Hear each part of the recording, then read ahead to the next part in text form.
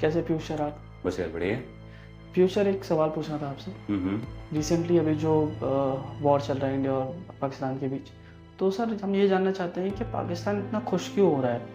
क्या उसे ये लगता है कि वो ये वॉर जीत गया है, ये जो शॉर्ट टर्म वॉर हुआ है इंडिया पाकिस्तान के बीच, और अपनी खुशी मना भी रहा है, दिखा भी रहा है?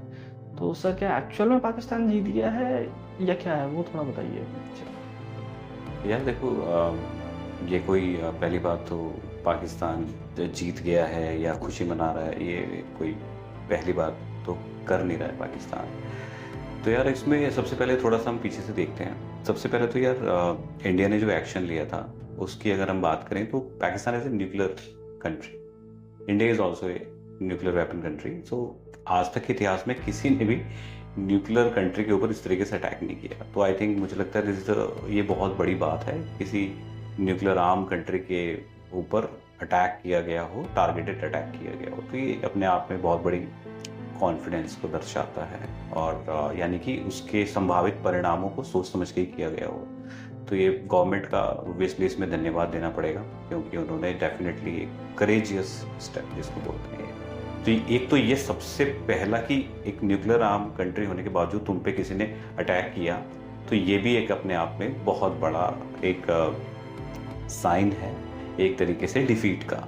ये अपने आप में एक छोटा सा डिफीट का साइन है। बट अगर हम बात करें पाकिस्तान की कि पाकिस्तान जीतने की खुशी टाइप की क्यों मना रहा है, तो यार देखो सिंपल सी बात है, पाकिस्तान को भी पता है कि full fledge conventional war India के साथ ज़्यादा दिन नहीं चल पाएगी उसकी। ये जो शॉर्ट टर्म वॉर होती है ना, 1-2 दिन की, 3 दिन की, इसमें तो किसी का भी पड़ला ऊपर नीचे हो सकता है, मतलब कोई क्योंकि बट अगर आप इस वॉर को अगर long term full fledge war करो तो इंडिया 8 गुना आर्मी है, बहुत बड़ी इकोनॉमी है, तो पाकिस्तान नहीं झेल पाएगा। तो वो खुश होने का एक रीज़न उसका एक तो ये है कि उसको ये लग रहा है कि इंडिया ने अटैक किया, फिर हमने रिप्लाई किया, और रिप्लाई करने के बाद भी बीच में इंडिया ने फिर से बीच में भी अटैक किया, ऐसी बात नहीं, बट ये रुक गई।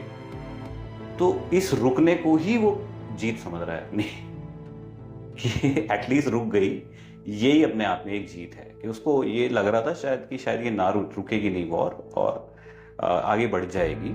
तो I think that is a win for Pakistan कि ये बीच में अब आगे जाके कुछ हो नहीं रहा। तो दे आर हैप्पी कि यार एटलीस्ट चलो हमने की, इन्होंने किया, हमने किया, और कुछ हमारा नुकसान हुआ, जिनका नुकसान हुआ, और ये वॉर बीच में रुक गई। रही बात जेट्स के गिराने की, उनके कोई सोर्सेस से तो कुछ अभी तक कुछ पता नहीं चला है कि क्या गिरा है क्या नहीं गिरा है। नुकसान दोनों तरफ हुआ है, इन्होंने भी उनके एयर डिफेंस सिस्टम को काफ़ी कुछ नुकसान पहुंचाया है, वो भी विजिबल है। और आई थिंक जो इंडिया ने जिस तरीके के प्रूफ्स दिए हैं उस तरीके के प्रूफ्स तो पाकिस्तान ने दिए भी नहीं।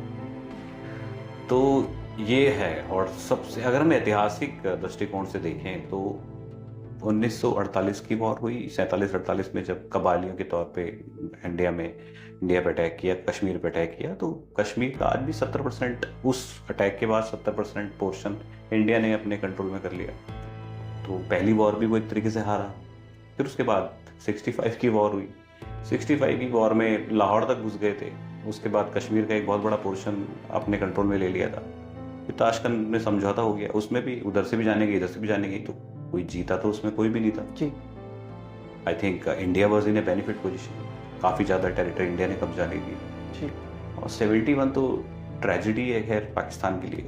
तो पाकिस्तान तो अपने लोगों को आज भी हर वॉर में जीता हुआ बताता है, चाहे 47-48 की हो, चाहे 65 की हो, चाहे 71 की हो। अब सोचे 71 को तो कैसे आप सेलिब्रेट कर सकते हो, वो 71 को भी सेलिब्रेट करता है। आधा पाकिस्तान टूट गया, दूसरा देश बन गया, 90,000 सैनिकों ने आत्मसमर्पण किया, 1 साल तक उनको बैठा के खाना पीना खिलाया भारत ने, और पाकीज़ा फिल्म दिखाई उनको।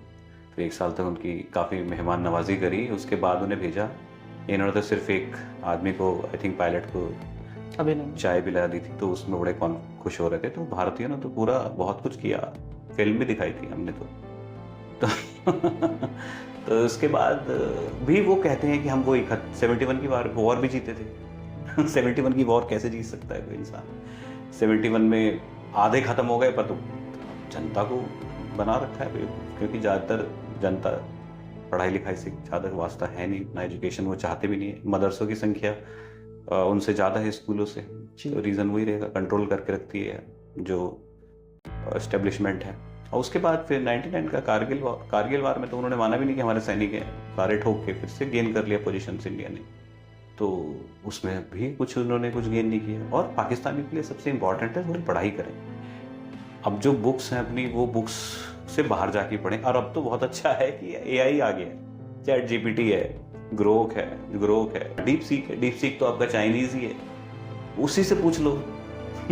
इन सारी वॉर्स के बारे में डीप सीक से पूछो। चलो चाइना तुम्हारा दोस्त है, उससे पूछो कि कौन कौन सी वॉर में कौन जीता और किसका पड़ला भाई रहा, किसका पड़ला कम रहा। तो आप वो पूछो ना थोड़ा सा, तो उनसे पता लग जाएगा आपको कि कौन किसका पड़ला आज तक भाई रहा है, कौन वॉर जीता है।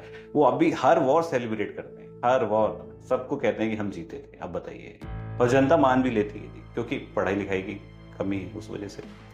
तो ये रीज़न है। तो अभी भी वो जीत गए, हाँ वो तो खुश हो रहे हैं और उनके लिए खुश होना भी चाहिए। उन्हें 2 दिन में रुक गए, 2 दिन 3 दिन में वॉर रुक गई, तो दे आर हैप्पी, नुकसान होने से बच गया। तो वो इसी को वो विजय अपनी मान रहे हैं कि यार ये हमने मतलब आगे बढ़ा नहीं, एस्केलेट नहीं हुआ, तो डिजर्व विन। ये इंडिया ने हमें मारा, हमने इनको मारा, फिर उसके बाद देखो रुक गए, शांत हो गए। तो नाउ सेलिब्रेट। तो जब इस चीज़ को सेलिब्रेट कर सकते हैं तो अब क्या बोले यार इसको। तो जी सर। वही चीज़ है। तो प्लीज़ पाकिस्तानियों थोड़ा सा पढ़ाई लिखाई करो, बेटर है आप लोगों के लिए। और अब एआई का इस्तेमाल करना शुरू करो, आर्टिफिशियल इंटेलिजेंस का ज़माना है, ठीक है। तो वो करोगे तो आई थिंक आपको पता लग जाएगा कौन जीता कौन हारा। चलिए, जय हिंद।